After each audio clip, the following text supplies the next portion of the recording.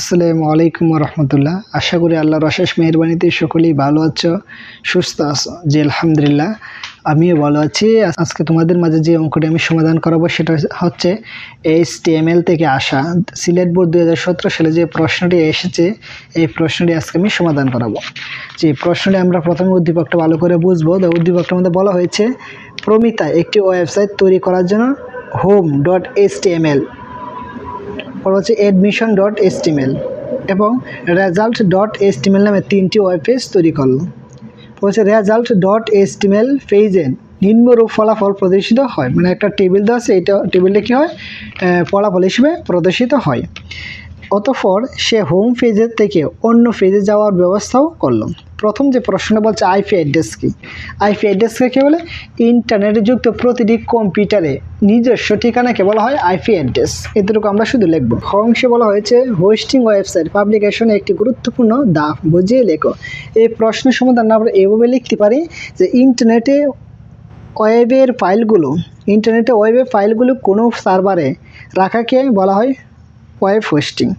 Web hosting বলা হয় স্থান যেখানে টেক্সট, গ্রাফিক্স, অডিও, ভিডিও সংবলিত ওয়েব পেজে রাখা হয়। ওয়েব হোস্টিং ছাড়া ওয়েবসাইট প্রদর্শিত হয় না, তাই হোস্টিং ওয়েবসাইট পাবলিকেশনের একটি গুরুত্বপূর্ণ ধাপ। এতটুকু আমরা শুধু লিখব। গ অংশে বলা হয়েছে result.html পেজে টেবিলটি তৈরি HTML কোডগুলো লিখো।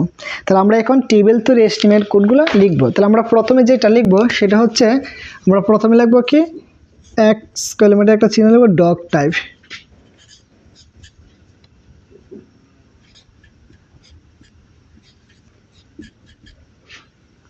লিখবো কি, ডক টাইপ HTML।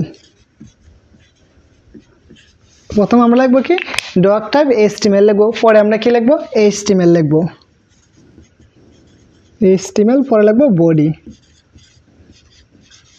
বডি লিখবো। আমরা যখনই কোনো HTML শুরু করার পূর্বে আমরা লিখবো কি, ডক টাইপ HTML লিখবো, পরে লিখবো HTML, পরে লিখবো কি, বডি। লেখার পরে এখন আমরা দেখবো বডির মধ্যে কি আছে। এখন আমরা বডির মধ্যে দেখতে পাচ্ছি একটা কি আছে, টেবিল আছে। বডির মধ্যে কি আছে বলতো, টেবিল আছে। টেবিলের জন্য আমরা কি লিখবো, টেবিল বর্ডার।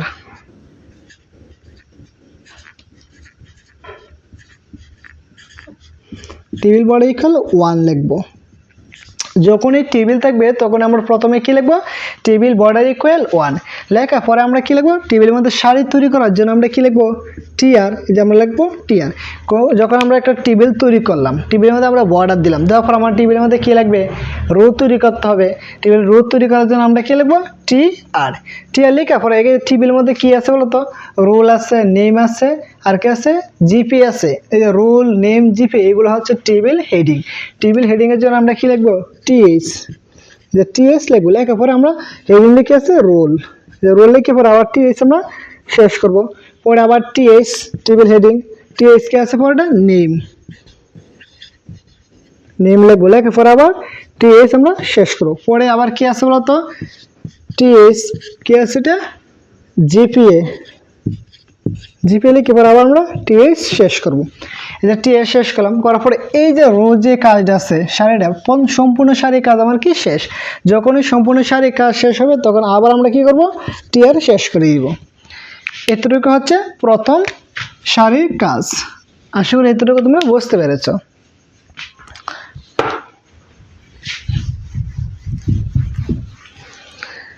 এখন আমরা আবার যা করবো, এখন উপরে ঘর থেকে নিচের ঘরে নামার জন্য আবার আমরা কি করবো, টিআর দিয়ে শুরু করব। এই যে আমরা টিআর দিয়ে শুরু করলাম, করার পরে এখন আছে কি 101, পরে আছে কি বলতো কারিম, পরে আছে 5.00। এই প্রত্যেকটা কি টেবিল ডেটার জন্য আমরা কি লিখবো, টিডি। পরে কি আছে 101, পরে আবার টিডি আমরা শেষ করবো। পরে আবার আমরা টিডি দিয়ে শুরু করবো, করার পরে কি আছে বলতো কারিম।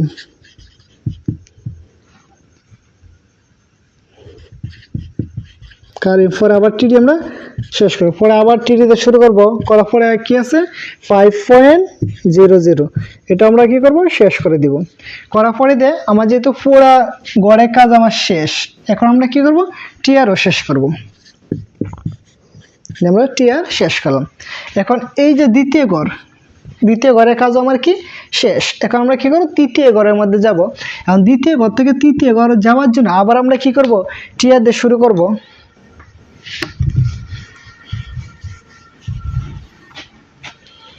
এই দেখো আবার আমরা টিআর দিয়ে শুরু করলাম, করার পরে এখন কি আছে বলো তো, টিডি টিডি টি লেখার পরে এখন কত আছে 102, এই যে আমরা 102 লিখবো, লেখার পরে আবার আমরা টিডি শেষ করবো, পরে আবার আমরা টিডি দিয়ে শুরু করব, করার পরে কি আছে বলতো আফরিন, আফরিন লেখার পরে আবার টিডি আমরা শেষ করবো, পরে আবার টিডি লিখবো, লেখার পরে কি আছে 4.75, পরে আবার টিডি শেষ করবো, করার পরে আমরা টিআরটা শেষ করে দিব সেম আগের মতন।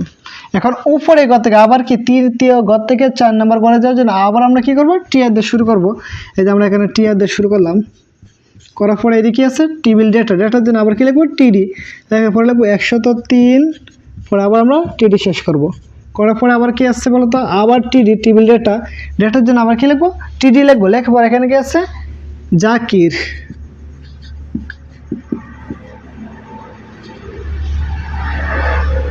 তারপরে কি আছে জাকিয়া নাকি, পরে কি আছে বলতো জাকিয়ার জন্য আবার টিডি লিখবো, লেখার পরে জাকিয়া লিখে পরে আমরা আবার টিডি শেষ করে দিব, টিডি শেষ করার পরে আছে 4.50, এটাও কি টেবিল ডেটার জন্য আমরা কি লিখবো টিডি, লেখার পরে আমরা 4.50 লিখবো, লেখার পরে আবার আমরা টিডি শেষ করে দিব, করার পরে আমরা টিআর দাদা আমরা পরবর্তীতে আমরা কি করবো তো টিআরটা শেষ করে দিব, এই যে আমরা টিআর শুরু করছিলাম এখন আমরা টিআর শেষ করে দিব, আমরা টিআর শেষ করে দিব, শেষ করার পরে এখন আমাদের যেগুলো বাকি রয়েছে শেষ করার এইগুলো আমরা শেষ করবো, কোনগুলো বাকি রয়েছে বলতো টিআর আমরা শুরু করছিলাম টিআর শেষ করছি, পরে বাকি ছিল কি টেবিল, এই যে আমরা এখানে আমরা টেবিলটা শেষ করে দিব,